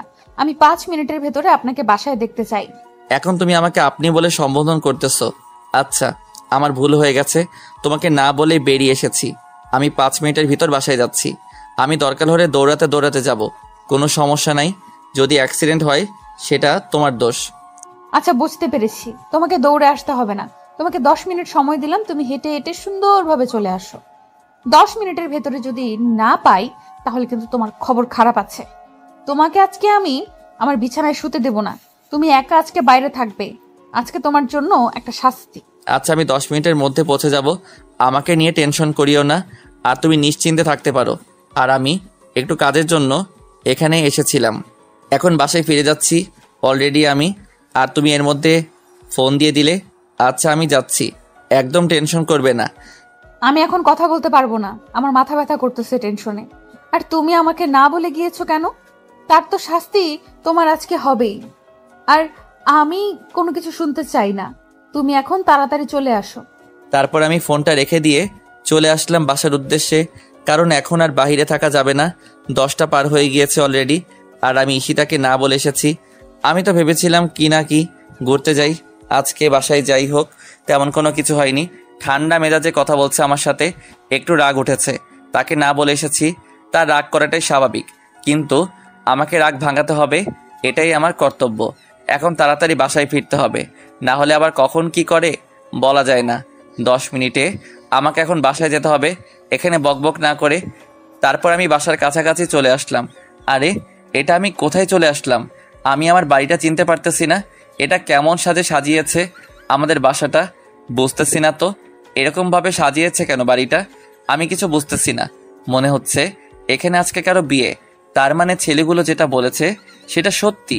আঙ্কেলের কি কেউ চলে এসেছে আজকে, নাকি আমাদের বুঝতে পারতেছি না। নাকি আমাকে না জানিয়ে আমাদের বিয়ের ব্যবস্থা করা হয়েছে, নাকি আমাকে সারপ্রাইজ দিবে। দেখি কোনটা হয়। এত আশা করা ভালো না, পরে আবার বাসায় গিয়ে দেখবো অন্যজনের বিয়ে। আগে বাসায় তো যাই, তারপরে দেখা যাবে যে আমাদের বিয়ে না অন্য কারো বিয়ে, তখন আবার আমার মুখে ছাই পড়ে যাবে। তার জন্য নিজেকে কন্ট্রোল করলাম যে যদি আমাদের বিয়ে হয় তাহলে তো আজকে রাতে খেলা হবে, আর যদি আমাদের বিয়ে না হয় তাহলে তো মুখে চুনকালি পড়ে যাবে। পরে দেখা যাবে যে অন্যের বিয়ে আমাকে উপভোগ করতে হবে, আর আমার সব চিন্তাভাবনা ভুল। আর তখন দেখা যাবে যে আমি পুরো ছ্যাঁকা খেয়ে ব্যাকা হয়ে বসে আছি। দ্রুত বাসার ভিতরে প্রবেশ করলাম। বাসার ভিতরে প্রবেশ করে আমি সত্যি অবাক হয়ে গেলাম। এটা কি আমাদের বাসা? মানে আমরা যেখানে থাকি সেটা, নাকি অন্য কোথাও চলে আসলাম? এত সুন্দর করে সাজানোর কি আছে? আমার চোখ দুটো শুধু ঈশিতাকে খুঁজতেছে, কিন্তু ঈশিতাকে এত ভিড়ের মাঝে খুঁজে পাচ্ছি না। এত মহিলা, এত মেয়ে, এত ছেলে আসলো কোথা থেকে এই 2-3 ঘন্টার ব্যবধানের ভিতরে? আমি তো বুঝে উঠতে পারতেছি না। আমি তো 2 থেকে 3 ঘন্টা হলো বাহিরে গেলাম, আর তাতেই চেহারা পরিবর্তন। কিন্তু এই ভিড়ের মাঝে ঈশিতাকে খুঁজে পাচ্ছি না, কোথায় গেল? এখন তাকে খুঁজে বের করতে হবে, তার কাছে জিজ্ঞেস করতে হবে। কিন্তু আমরা যে রুমে থাকি সেই মহিলা দিয়ে ভর্তি, কাউকে কিছু বলতেও পারতেছি না লজ্জায়, আর কেউ আমাকে চেনে না। কোনোভাবেই ঈশিতাকে খুঁজে পাচ্ছি না, মাথা একদম নষ্ট হয়ে আছে। ঈশিতাকে এখন কেমনে খুঁজে বের করব, আমার মাথা কাজ করতেছে না। তারপর একটা ছেলেকে জিজ্ঞেস করলাম যে এখানে যে একটা নতুন আপু আছে তাকে কি তুমি চেনো? ছেলেটা বলল হ্যাঁ চিনি, তো আমাদের ভিডিও শ্যুট করতে বলেছে। আজকে তার আর একটা ভাইয়ের বিয়ে। এখন আমি বুঝতে পারলাম পুরো বিষয়টা, কারণ আমি এখন শিওর হয়ে গেলাম আমাকে সারপ্রাইজ দেওয়ার জন্য। গতকাল রাতে বলেনি। আচ্ছা, আমি তাহলে ঈশিতার প্ল্যানটা নষ্ট না করি। ঈশিতাকে কষ্ট দিয়ে লাভ কি? সে যদি আমাকে সারপ্রাইজ দেওয়ার জন্য এত কষ্ট করতে পারে, তাহলে আমি এক মুহূর্তে তার এত কষ্টের ফলগুলো বিফলে যেতে দিব কিসের জন্য? আমি চুপচাপ থাকবো, আমি মনে করব আমি কিছু জানি না। তারপর ছেলেটার সাহায্য নিয়ে আমি ঈশিতার কাছে চলে আসলাম। এসেই দেখি ঈশিতা গোসল শেষ করে বিছানার উপর বসে আছে। আমি বুঝলাম না এভাবে বসে থাকার কি আছে। অনেক মহিলার ঘরের ভিতরে। তারপর আমি কারো বাধা তোয়াক্কা না করে রুমের ভেতর প্রবেশ করে দেখি ঈশিতা মাঝখানে বসে আছে। মনে হচ্ছে এখন তাকে বউ সাজানো হবে, কিন্তু আমাকে দেখে দৌড়ে এসে আমাকে জড়িয়ে ধরলো, আর শক্ত করে জড়িয়ে ধরলো। আমি ওকে জড়িয়ে ধরলাম। হয়তো পাগলিটা আমাকে অনেকক্ষণ ধরে দেখতেছে না, তার জন্য তার মনের ভিতরে ভয় সৃষ্টি হয়েছে। আরে আমি চলে এসেছি, তোমার এইভাবে ভেঙে পড়ার কি আছে? আর আমি সত্যি খুবই দুঃখিত, আমি তোমাকে না জানিয়ে গিয়েছি। আমি তোমাকে দেখলাম যে তুমি রান্না করতেছো, আর আমি ভাবলাম যে আমার বেশিক্ষণ লাগবে না, তোমার রান্না শেষ হওয়ার আগেই চলে আসবো। কিন্তু সেখানে কয়েকজন বড় ভাইয়ের সাথে পরিচয় হলো, কিছু কথাবার্তা বললাম। তারা নাকি আমার বয়সী, তারাও অনার্স সেকেন্ড ইয়ারে পড়েন, তাই তাদের সাথে গল্পগুজব করলাম। তার জন্য একটু লেট হয়ে গেল, আর তাদের সাথে কিছু কথা বললাম। এখানে কি আমি কিছু টিউশনি করাতে পারবো? তাদের সাথে কথা বলতেই দেরি হয়ে গেল। তোমাকে একবারের জন্য আমি বলেছি তোমাকে এখন কাজ করতে হবে না, তোমাকে এখন টিউশনি করাতে হবে, ইত্যাদি ইত্যাদি। তুমি কিসের জন্য গিয়েছো বলছি না, আমার কাছে পর্যাপ্ত পরিমাণ টাকা আছে। তুমি আমাকে এইভাবে না বলে চলে গিয়েছো। আমাকে নিয়ে গেলে সমস্যা কি হইতো শুনি? আমিও যেতাম তোমার সাথে, দেখে আসতাম, কিন্তু তুমি স্বার্থপরের মতো আমাকে একা রেখে চলে গেলে। তোমার সাথে আমি কথা বলবো না। তুমি এখানে এসেছো কিসের জন্য? বেরিয়ে যাও। তুমি যেহেতু বলতেছো তাহলে তো রুম থেকে বেরিয়ে যেতে হবে। আচ্ছা থাকো তাহলে, তুমি সবার সাথে আজকে গল্প করো। আর এখানে কি অনুষ্ঠান হচ্ছে? আমি তোমাকে যখন বললাম যে বাসার ভিতরে নাকি অনুষ্ঠান হচ্ছে, তুমি আমাকে মিথ্যে বললে। আর এখন কি হচ্ছে? আজকে কি হচ্ছে বাসার ভিতরে? আমি তো কিছুই বুঝতে পারতেছি না। আমি কি করে বলবো? আমি তো কিছু জানি না। মানে মুরব্বী চাচা বললো যে আজকে নাকি একটা অনুষ্ঠান আছে, আর উনি ওনার আত্মীয় স্বজনদের দাওয়াত করেছে। আমার এখানে জানার কি আছে? আমি তো কিছুই বুঝতেছি না কি হচ্ছে। আমি তাড়াতাড়ি গোসল করলাম, কারণ হচ্ছে যে পরে আবার সবাই গোসল করতে ধরলে আমার গোসল করা হবে না, আর আমি গোসল না করে থাকতে পারি না, সেটা তুমি ভালো করে জানো। তার জন্য আমি তাড়াতাড়ি সবার আগে গোসলটা করে নিলাম, পরে যতই করে ভিড়ে পড়তে যেতে না হয়। আচ্ছা তাহলে তুমি চেঞ্জ করে বাইরে আসো, আমি তোমাকে নিয়ে একটু বাইরে ঘোরাঘুরি করে আসি। কারণ এখানে যেহেতু অনুষ্ঠান হচ্ছে, আমাদের এখানে থেকে লাভ কি? আমরা একটু বাইরে ঘোরাঘুরি করে আসি। চাচা কোথায় তাকে তো আমি দেখতে পেলাম না। বাহিরে চলো, বাহিরের আবহাওয়া অনেক ভালো লাগবে। তোমার কমন সেন্স বলতে কিছুই নাই চাচা। আমাদের এত ভরসা করে, আমরা ওনার ভরসাকে তোয়াক্কা করে এখন তাকে বলবো যে আমার বাইরে যাব, তাহলে তিনি কি মনে করবেন? আমাদের কেমন একটা বিষয় হয়ে গিয়েছে, আমাদের কেমন একটা বিষয় হয়ে দাঁড়ায় না? তিনি তো আমাদের একটা ভরসা করে তার ভরসা রাখতে হবে, তো আমাদের একটা ভরসা করে তার ভরসা রাখতে হবে। আর এখানে দেখাশোনার দায়িত্ব আমাকে দিয়েছে, তোমাকে খুঁজছিল, তুমি তো পাত্তাই দিলে না তাকে। আচ্ছা অনেক হয়েছে, এখন তাহলে তোমাকে যে কাজগুলো করতে বলেছে সেগুলো শেষ করো, আর আমি দেখি কি কি করতে পারি। সুন্দরভাবে সবকিছু দেখাশোনা করতেছি, তুমি তোমার কাজ শেষ করো, আমি আমার কাজ শেষ করতেছি। কথাটা বলে ঈশান বাইরে চলে গেল, আর আমি সবাইকে সব কিছু প্ল্যান মাফিক বুঝিয়ে দিলাম। সবাই ঈশানকে ধরে মানে ভিজিয়ে দিল, যাতে করে তার গোসল করিয়ে দিতে পারে।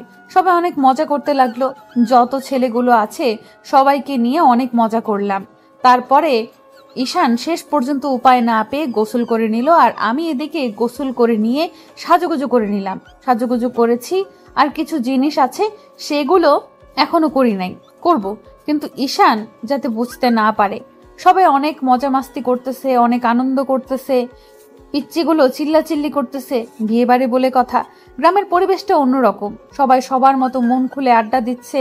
আমার সাথে সবাই এসে কথা বলতেছে, ঈশানের সাথে কথা বলতেছে। সবাই আমাদের কতটা আপন করে নিয়েছে সেটা আপনাদের বলে বোঝাতে পারবো না। সবকিছু ঠিকঠাক মতো চলতে লাগলো। সকাল গড়িয়ে দুপুর গড়িয়ে সন্ধ্যা হয়ে আসলো, আর মুরব্বী চাচা এতক্ষণ বাসায় চলে আসলো। আসার কথা ছিল দুপুরে, কিন্তু আসতে পারেননি। আমাকে ফোন করে বলে দিয়েছিল উনি একবার কাজী সাহেবের সঙ্গে করে নিয়ে চলে এসেছে। সবকিছু কমপ্লিট, কারণ অনেক কাজের লোক আছে, তারা সবকিছু কমপ্লিট করে রেখেছে। এখন শুধু কাহিনী বাকি, মানে আমার আর ঈশানের বিয়েটা কমপ্লিট হওয়ার বাকি। আমি সবার সাথে কুশল বিনিময় করলাম, তারপর সবকিছু প্ল্যান মাফিক চলতে লাগলো। আর হঠাৎ করে আমি ঈশানের কাছে চলে গেলাম আর তার চোখ দুটো বেঁধে ফেললাম। ঈশান তো প্রথমে ভয় পেয়ে গিয়েছিল, পরে আমার কণ্ঠ শুনে নিজেকে ঠিক করে নিল। আর আমিও ঈশানকে সুন্দরভাবে নিয়ে আসলাম রুমের ভেতর, আর সবাইকে রুম থেকে বের করে দিলাম। তারপরে ঈশানকে আমি নিজের হাতে সাজিয়ে দিতে লাগলাম। অবশ্য সবকিছু আমি খুলে দেখি নাই। ঈশান অবশ্য অনেক লজ্জা পাচ্ছিল, আমাকে অনেকবার মানা করেছিল যাতে করে আমি তার এইভাবে ইজ্জত নষ্ট না করি। আমি আমার জামাইকে সাজিয়ে দিচ্ছি, হাস্যকর একটা বিষয়। আমি অনেক মজা করলাম। তারপরে ঈশানের সাজুগুজু করা শেষ করে দিয়ে ঈশানের চোখ খুলে দিয়ে আমি একদম বউ সাজি ঈশানের সামনে গিয়ে বসে পড়লাম। ঈশান আমাকে দেখে অবাক দৃষ্টিতে তাকিয়ে রইল। এটা আমি কাছে দেখেছি। এটা কি সত্যি আমার সিনিয়র বড় আপু, যার পিছনে আমি এতদিন ঘুরঘুর করার পর বউ হিসেবে পেতে আমি এতটা মরিয়া? সে কি সত্যি আজকে আমার জন্য বউ সেজে বসে আছে, নাকি আমি মিথ্যা দেখতেছি, নাকি আমি ঘুমের ঘোরে স্বপ্নে বিভোর বুঝতেছি না? জি জনাব, আপনি যেটা দেখতেছেন সেটা সত্যি দেখতেছেন। আপনার সিনিয়র বড় আপু আপনার জন্য বউ সেজে বসে আছে। শুধু এই দিনটার অপেক্ষায় আমিও ছিলাম যে আমি আমার জুনিয়র ভাইকে কবে বিয়ে করে স্বামী হিসেবে গ্রহণ করতে পারবো। আজকে তোমাকে এত সুন্দর লাগতেছে যেটা বলে ভাষায় আমি প্রকাশ করতে পারবো না। তোমার টানা টানা চোখে কাজল দিয়েছো, ঠোঁটে লিপস্টিক, এক কথায় পরীর মতো লাগতেছে তোমাকে লাল শাড়িতে, লাল বেনারসি। সত্যি অসাধারণ লাগতেছে। আমি তোমার যতই প্রশংসা করি সেটাই কম হয়ে যাবে। হয়েছে, আর আমাকে পাম দিয়ে কথা বলতে হবে না। তোমাকেও কিন্তু সত্যি অনেক সুন্দর লাগতেছে। সাদা পাঞ্জাবি, অসাধারণ লাগতেছে তোমাকে। তুমি তো আমাকে বললে না যে আজকে আমাদের বিয়ে। আমি তো কনফিউশনে ছিলাম যে কার বিয়ে, আর তুমি আমাকে এত বড় সারপ্রাইজ দিবে, সত্যি আমি কল্পনা করতে পারিনি। তোমাকে যে কি বলে ধন্যবাদ দেব। আমার সিনিয়র বড় আপু, এখন তো আর আপু বলা যাবে না, সিনিয়র বউ। আচ্ছা এখন যাও, তুমি অন্য রুমে চলে যাও, আমি রুমে থাকবো। বিয়ের রীতিমতো নিয়ম অনুযায়ী সবকিছু হবে। আমাকে দেখার কথা এখন ভুলে যাও, একদম বাসর রাতে দেখা হবে। আর এখন যদি আমরা বেশি কথা বলি তাহলে গ্রামের লোক কি বলবে বলো? তুমি যাও, তুমি এখন অন্য রুমে যাও, আমি রুমে থাকবো। আমার তো এখন যেতে ইচ্ছে করতেছে না। আমার পরীকে দেখে আমি তো এখন কোথাও যেতে পারবো না। আমাকে এখন যেতেই হবে, না গেলে হয় না। একসাথে বসে থাকলে সমস্যা কি? একটু পর তো বিয়েই হচ্ছে, তারপর একসাথে থাকবো। এখন একসাথে থাকলে সমস্যা কি? একটু পর যখন আমরা একসাথে থাকতে পারবো, তাহলে এখন একসাথে থেকে লাভ কি? আমি সেটাই বুঝতেছি না। এখন যেটা বলতেছি সেটা করো, না হলে কিন্তু মাইর দেবো তোমাকে। আচ্ছা, তুমি যেটা বলবে সেটাই হবে। এখন আমি তাহলে যাচ্ছি। আর বাসায় দেখছো কত সুন্দরভাবে আয়োজন করেছেন, আর সবাই কি মজা আনন্দ করতেছে। আমি সত্যিই অবাক। শহরে এরকম বিয়ের অনুষ্ঠান হয় না। সবাই রিসেপশনে যায়, সবার মতো সেলফি তোলে, ভিডিও করে, এইটা করবে ওইটা করে। কিন্তু এখানে দেখতেছো একদম ভিন্ন একটা বিচিত্র। কতই না আনন্দদায়ক বিয়ে হচ্ছে আমাদের। আচ্ছা এখন যাও তুমি তোমার রুমে, আর আমি এদিকে আমার সবকিছু ঠিক করে নেই। আর এখন তো আমার কিছু কাজ বাকি আছে, তুমি বেরিয়ে গেলে আমি কাজ শেষ করব। প্লিজ তুমি এখন তোমার রুমে যাও, গিয়ে সবার সাথে গল্প করো। অনেক ছেলে আছে, তাদের সাথে আজকে তুমি জমিয়ে আড্ডা দিতে পারো। তারপর আমি চলে আসলাম, কারণ এখন যত অজুহাত দেখিয়ে সেখানে থাকবো, পরে আমাদের বিয়ের জন্য লেট হয়ে যাবে। তার জন্য আমি আর অজুহাত দেখালাম না, বেরিয়ে আসলাম। সন্ধ্যা ঘনিয়ে আসলো, আর এখন একদম উৎসব মুখর একটা পরিবেশ তৈরি করেছে সবাই মিলে। এত সুন্দর লাগতেছে সেটা বলে বোঝানো সম্ভব না। সবাই নাচানাচি করতেছে, কেউ গান গাইতেছে, মানে অনেক মজা করতেছে। সবাই মন খুলে আনন্দ করতেছে, যেটা শহরে কখনোই দেখা যায় না। শহরের বিয়েতে অন্যরকম একটা উৎসব থাকে, সেটা গ্রামের বিয়ের তুলনায় অনেক কম। আমার এখন যেটা মনে হচ্ছে আমি সার্থক, কারণ আমার বিয়েটা গ্রামে হচ্ছে, আর গ্রামের কালচারে হচ্ছে। সবাই আমাকে টেনে নিয়ে গেল, আমিও সবার সাথে নাচানাচি করলাম। তারপর ঈশিতাকে কয়েকটা মেয়ে নিয়ে আসলো, ঈশিতাও অনেকক্ষণ যাবৎ নাচানাচি করলো। সব শেষ করে মুরব্বী চাচা বলে দিলেন এখন বিয়ে শেষ করে বাকি আনন্দ পরে হবে। সারা রাত পড়ে আছে আনন্দ করার জন্য। ওনার কথা অনুযায়ী সব চলতে লাগলো। আর চাচা আজকে অনেক খুশি, সবাইকে কাছে পেয়েছে আজকে। উনি অনেক আনন্দ করেছে, ওনার দিকে তাকালে বোঝা যায় যে আজকে উনি কতটা খুশি। হয়তো আমরা তাকে খুশি করাতে পেরেছি। আমি আজকে সার্থক যে একটা মানুষকে আমরা খুশি করাতে পেরেছি দুজন মিলে। আর উনি যে এত মহৎ মানুষ সেটা ওনাকে না দেখলে আমি কখনোই বুঝতে পারতাম না যে এত মহৎ মানুষ গ্রামে থাকে। সব শেষ করে যখন আমাদের বিয়েটা যখন হয়েই যাচ্ছে, তখন কেমন জানি আমার হঠাৎ করে মনটা খারাপ হয়ে গেল। আর আব্বু আম্মুর কথা প্রচুর মনে পড়ে গেল। আমি ঈশানকে কিছু বলতে পারতেছি না। এরকম একটা পরিস্থিতিতে আমি কিভাবে কান্না করতে পারি? এখন যদি আমি কান্না করি তাহলে ঈশান ভেঙে পড়বে, কারণ ঈশান আমার থেকে ছোট। আমি যদি বুঝতে পেরেও অবুঝের মতো কাজ করি তাহলে তো ঈশানকে ধরে রাখা যাবে না। তাই আমি নিজেকে অনেক কষ্ট করে কন্ট্রোল করলাম। নিজের যাই হোক সেটা মেনে নিতে হবে। ভালোবাসার মানুষকে যেহেতু পেয়েছি, তার মানে বাবা মাকে যে কোনো প্রকারে হোক ম্যানেজ করে নিতে পারবো। সবকিছু বাধা বিপত্তি পেরিয়ে এসে কাজী সাহেব আমাদের বিয়েটা সম্পূর্ণ করে দিলেন। আর আজকে থেকে আমরা দুইজন স্বামী স্ত্রী। আর আমাদের মাঝে কোনো বয়ফ্রেন্ড গার্লফ্রেন্ডের সম্পর্ক নেই। আজকে থেকে আমরা স্বামী স্ত্রীরা সারা জীবন দুজনে যেন একে অন্যের সাথে থাকতে পারি সেই ওয়াদাবদ্ধ করিয়ে দিলেন তিনি। তারপর ঈশান আমার হাতটা নিজের হাতে নিয়ে নিল আর সবাইকে সাক্ষী রেখে ওয়াদা করলো যে মৃত্যুর আগ পর্যন্ত ঈশান আমার হাত কখনো ছেড়ে দিবে না। সবাই আমাদেরকে দোয়া দিয়ে চলে গেলেন। খাওয়া দাওয়া করে সবাই যার যার মতো বাসায় চলে গেলেন, কারণ রাত অনেক গভীর হয়েছে। রাত 12টা পার হয়েছে, 1টা বাজতে চলেছে। আর গ্রামের রাত 12টা মানে গভীর রাত। তারপর সবাই আমাকে রুমের ভেতরে নিয়ে আসলেন। আমি তো পুরাই টাসকে খেয়ে গেছি। এটি কি আমাদের রুম? এত সুন্দর করে সাজিয়েছে, আমি তো কল্পনাও করতে পারতেছি না। এদিকে বিয়ের ঝামেলার জন্য আমি অনেকক্ষণ থেকে রুমে আসি না। প্রায় 3 থেকে 4 ঘন্টা হইল যে বাইরে আছি। আর এই সময়ের মধ্যে এত সুন্দর করে সাজিয়ে দিয়েছে আমাদের দুজনের জন্য। আমি কখনো বলতে পারতেছি না যে এত সুন্দর করে তারা রুমটা আমাদের জন্য সাজিয়ে রাখবে। কিন্তু একটা বিষয় খুব ভালো লাগতেছে, আজকে কেন জানি লজ্জা লাগতেছে আমার। আমি বুঝতেছি না এত লজ্জা কিসের জন্য হচ্ছে আমার। আগে তো আমার এরকম লজ্জা লাগেনি, তাহলে আজকে কেন এত লজ্জা লাগতেছে আমি নিজেই বুঝতেছি না। ঈশানের জন্য আমি অপেক্ষা করতেছি। সবাই আমাকে বিছানার উপর সুন্দরভাবে বসিয়ে রেখে চলে গিয়েছে। আমার বিছানাটা সুন্দরভাবে ফুল দিয়ে সাজিয়ে রাখা হয়েছে, অনেক সুন্দরভাবে। তারপর সব প্রকার প্রহর শেষ করে ঈশান ভেতরে আসলো আর ভেতর থেকে রুমের দরজাটা দিয়ে দিল। আর আমার বুকের ভেতর তোলপাড় শুরু হয়ে গেল। আমি বুঝতেছি না, আগে তো আমার সাথে এরকম হয়নি, আজকে কেন এরকম হচ্ছে আমার মাথায় ঢুকতেছে না। তারপর ঈশান ধীরে ধীরে আমার কাছে চলে আসলো আর আমি ঘোমটা দিয়েছিলাম। ঈশান সামনে এসে আমার ঘোমটাটা তুলে আমার দিকে অপলক দৃষ্টিতে তাকিয়ে রইল। আমি চোখ বন্ধ করে নিয়েছি লজ্জায়। আমি কেন জানি আজকে ঈশানের দিকে তাকিয়ে থাকতে পারতেছি না। আপনা আপনি চোখটা বন্ধ হয়ে যাচ্ছে আমার। আমি ইচ্ছা করলেও চোখ খুলে ঈশানের দিকে তাকিয়ে থাকতে পারতেছি না। ঈশানের চোখে চোখ রাখবো এই সাহস হচ্ছে না আজকে।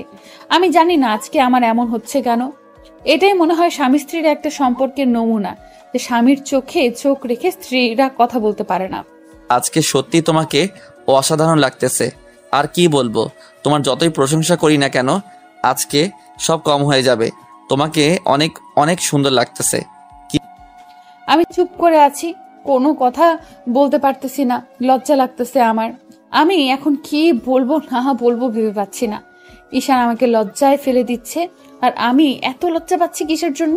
আর আমি তো তার সাথে কয়েকদিন ছিলাম রাত্রে, দুজনে একে অন্যের সাথে কথা বলেছিলাম, গল্প করেছিলাম, কিন্তু আজকে লজ্জা পাচ্ছি কেন? কেন এরকম হচ্ছে কেন? কি হলো, কথা বলবে না আমার সাথে? এভাবে চুপ করে থাকো তুমি? তুমি যদি চুপ করে থাকো তাহলে আমি কার সাথে কথা বলবো শুনি? তুমি যদি এভাবে নীরব হয়ে শুধু সবকিছু শুনে যাও তাহলে আমি ঘুমিয়ে পড়ি। আজকে কি ঘুমানোর জন্য বিয়ে করলাম? আমি কি তোমাকে ঘুমাতে দেব? সেটা কি তোমার বিশ্বাস হয়? আর তুমি কোন সাহসে বলো যে তুমি ঘুমিয়ে পড়বে? সাহস হয় কি করে তোমার? তুমি যদি আমার সাথে কথা না বলো তাহলে না ঘুমিয়ে আমি কি করব? আমি তো একা একা বকবক করতে পারি না, তুমি তো ভালো করে জানো। এখন যদি তুমি আমার সাথে কথা না বলো তাহলে তো আমাকে এখন ঘুমিয়ে পড়তে হবে। অনেক ক্লান্ত, তাই না? এত তাড়াতাড়ি ক্লান্ত হলে কিভাবে হয় শুনি? আমাদের যে একটা চ্যালেঞ্জ আছে সেটা কি ভুলে গিয়েছো? বিয়ে তো হয়ে গেল, এখন দেখা যাবে তোমার এত রোম্যান্স কোথায় যায়। আর তুমি যদি ক্লান্তির কথা বলে ঘুমিয়ে পড়ো তাহলে কি আমি তোমাকে ঘুমাতে দেব? তোমার এটা বিশ্বাস হয়? আচ্ছা, অনেক হয়েছে, এখন বলো কি বলবে। আমার সত্যি ঘুম পাচ্ছে, এখন আমি ঘুমিয়ে যাব, কারণ আমার এখন ঘুমাতে হবে। আমার প্রচুর ক্লান্ত লাগতেছে, সারাদিন আজকে ক্লান্ত ছিলাম, আর এখন একটু যদি ঘুমাতে না দাও তাহলে তো আমি শেষ। আমি ইচ্ছাকৃতভাবে ঈশিতাকে রাগিয়ে দিতে লাগলাম। আমি তো এখন ঘুমাবো না, আমার মাথায় অন্য কিছু। আমি শুধু ঈশিতাকে রাগানোর জন্য এরকম করতেছি। দেখি ঈশিতা কি করে আমার উপর। তোমার মাথা ফাটিয়ে দেব। আমাকে রাগানো হচ্ছে তাই না? আমি ভালো করে জানি তুমি আমার সাথে ছলনা করতেছো। আর কোনো ন্যাকামি হবে না, যাও ফ্রেশ হয়ে আসো, নফল নামাজ পড়বো, আল্লাহ তাআলার কাছে দোয়া দরুদ পড়বো। তারপর কি সেটা তো আর বললে না। আচ্ছা, যেহেতু নামাজের কথা বলেছো আর কোনো ফাইজলামি হবে না, এখন চলো দুজন অজু করে আসি, আর তুমি একটা সিম্পল জামা পরে আসো, তারপর নামাজে আসো। তুমি যাও, আমি একটা জামা পরে অজু করে তারপর নামাজ পড়বো, আর কোনো কথা হবে না। তুমি তো এমনিতেই বেশি বকবক করো, আর নিজের মুখটা একদম বন্ধ রাখো। তারপর সে তার কথা মতো সবকিছু করতে লাগলো, কারণ এখন যেহেতু নামাজ পড়তে হবে আর ঈশিতা বলেছে, তাহলে এখানে বেশি কথা বলে লাভ নেই। নামাজ শেষ করে দুজনে বিছানায় গিয়ে আবারও বসে পড়লাম। আমি তো ফিদা হয়ে গিয়েছি তার এরকম রূপ দেখে। মনে হচ্ছে যে সে আরো রূপবতী হয়ে যাচ্ছে দিন দিন। আমি কি করব না করব বুঝতে পারতেছি না। আমার এখন লজ্জা লাগতেছে। ঈশিতা শুধু আমার দিকে এক দৃষ্টিতে তাকিয়ে আছে, পলক পর্যন্ত সে নড়াচ্ছে না। তার হাত দিয়ে আমার হাত দুটো শক্ত করে চেপে ধরলো, আর আমি তো একটু সুযোগ পেয়ে গেলাম। আমি ধীরে ধীরে ঈশিতাকে আমার কাছে নিয়ে আসলাম।